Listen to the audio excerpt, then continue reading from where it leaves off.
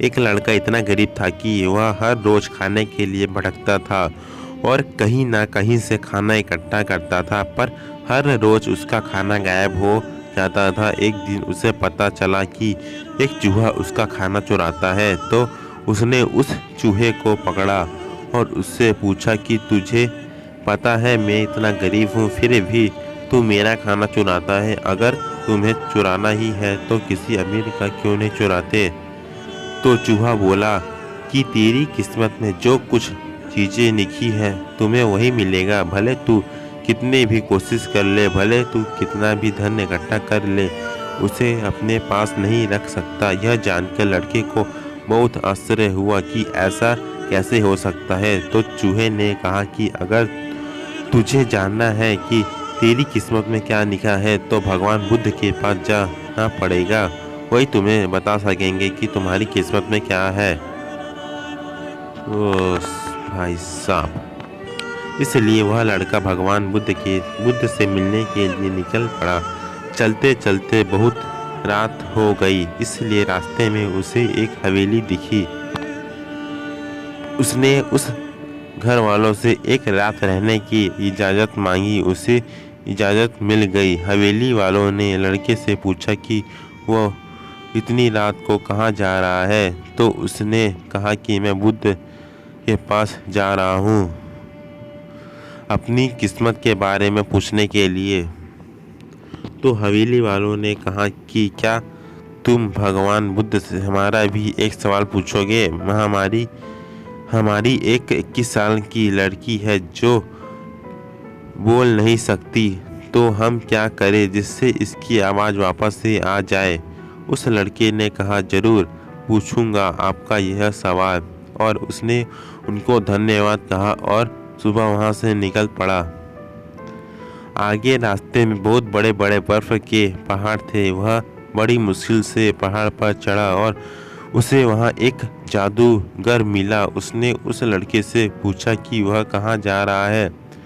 तो उसने कहा कि भगवान बुद्ध के पास जा रहा हूँ अपनी किस्मत के बारे में पूछने के लिए। जादूगर कहा कि क्या तुम भगवान बुद्ध से मेरा भी यह सवाल पूछोगे? मैं हजारों सालों से तपस्या कर रहा हूँ ताकि मैं स्वर्ग जा सकूँ और मेरे हिसाब से अब तक तो मुझे स्वर्ग में चले जाना चाहिए था, तो मैं स्वर्ग में जाने के लिए क्या करूं? लड़के ने कहा कि ठीक है, मैं आपका सवाल बुद्ध से ज़रूर पूछूंगा। उस जादूगर के पास एक छड़ी थी। वह उस छड़ी की मदद से उस लड़के को बर्फ़ के पहाड़ के उस पार पहुंचा दिया। जब वह आगे बढ़ा तो उसके सामने बहुत बड़ी चुनौती थी। वहाँ बहुत बड़ी नदी थी जो वहाँ खुद नहीं पार कर सकता। तभी उसकी मुलाकात विशालकाय कछुए से हुई। कछुआ उसे लेकर जाने के लिए तैयार हो गया। फिर कछुए ने भी उससे वही सवाल पूछा, तुम कहाँ जा रहे हो? तो उसने सब बताया। तो कछुए ने भी एक सवाल पूछने के लिए कहा, मैं 400 सालों से ड्रैगन बनने की कोशिश कर रहा हूँ, पर अभी तक नहीं बन पाया। तो मैं ऐसा क्या करूं जिससे मैं ड्रैगन बन जाऊं? लड़के ने कहा, मैं आपका सवाल ज़रूर पूछूंगा। कछुए ने लड़के को अपनी पीठ पर बैठाकर नदी के उस पार पहुंचाया। आखिर लड़का भगवान बुद्ध के पास पहुंच गया। वहां बहुत सारे लोग बुद्ध ने कहा, एक व्यक्ति के केवल 3 सवालों के जवाब दूंगा।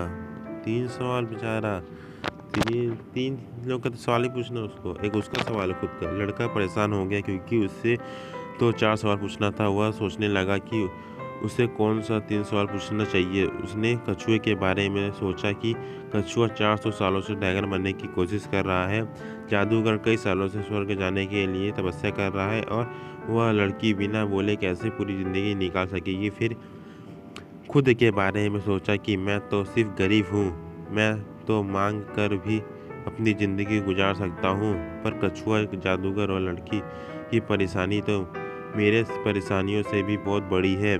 तो लड़के ने उनके 3 सवालों सवाल भगवान बुद्ध से पूछे। बुद्ध ने जवाब दिया कि कछुआ 400 सालों से ड्रैगन बनने की कोशिश कर रहा है, पर अपने कवच को छोड़ने के लिए तैयार नहीं।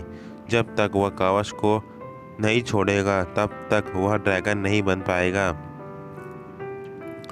वही जादूगर जब तक अपनी छड़ी नहीं छोड़ेगा तब तक वह स्वर्ग नहीं जा पाएगा, और जब तक लड़की को उसका जीवन साथी नहीं मिल जाएगा तब तक वह बोल नहीं पाएगी। यह सब सुनकर लड़का वापस कछुए के पास आया और उसे सब कुछ बताया। तो कछुए ने अपना कवच निकाल दिया। वह जैसे ही कवच निकाला उसमें से कीमती मोती निकले। वह मोती कछुए ने लड़की को दे दिए और वह ड्रैगन बन गया। फिर जादूगर के पास गया और सारी बात बताई। तो जादूगर ने अपनी जादू की छड़ी लड़की को दे दी और वह स्वर्ग में चला गया। उसके बाद लड़का उसी हवेली में गया जहां उसने रात गुजारी थी।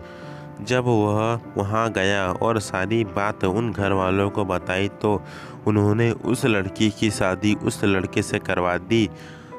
तो लड़की बोलने लगी। इस तरह लड़के को पैसा, पावर और एक खूबसूरत जीवन साथी मिल गई।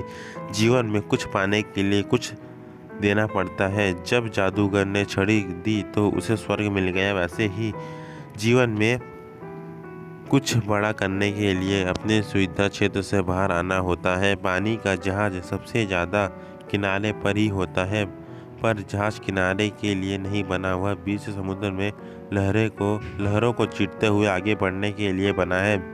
इसलिए जीवन में कुछ बड़ा करने के लिए रिस्क तो लेना पड़ेगा यार। सो गाइस, आज के लिए इतना ही। अगर आपको वीडियो अच्छा लगे तो लाइक और सब्सक्राइब जरूर कीजिएगा। मिलते हैं इसके अगले वीडियो में। हाँ, कमेंट करके जरूर बताना कि वीडियो कैसी थी।